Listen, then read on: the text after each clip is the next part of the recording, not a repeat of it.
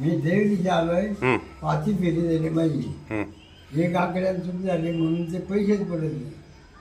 2 हप्ते झाले. किती वाजता आलाय तू? मी आता काल आलोय. आज किती वाजता आला? सकाळी. आता 8 वाजता. काय कर्मचारी आहेत का कृषीचे? नाही, कोणीच आला नाही अजून. 17 किलोमीटर जागा आलोय इथे. सकाळी आलायस? हो. कामानिमित्त तुझ्या? तू शेतकरी आहेस का? हो. मग काय वाटलं तुला इथं?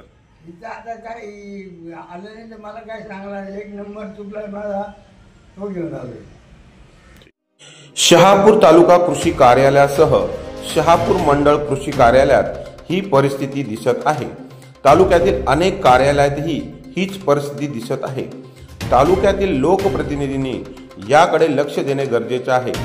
शहापूर तालुक्यातील शासकीय कार्यालयात या पद्धतीच्या कारभारामुळे ग्रामीण व आदिवासी शहापूर तालुक्यातील जनतेचे हाल होताना दिसत असल्याचे चित्र समोर आले आहे.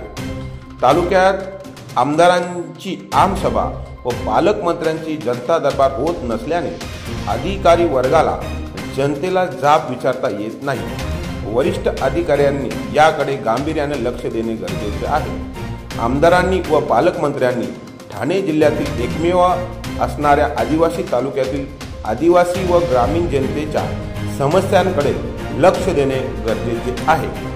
मुख्य संपादक योगेश हजारे, मी ठाणेकर न्यूज चॅनल, शहापूर.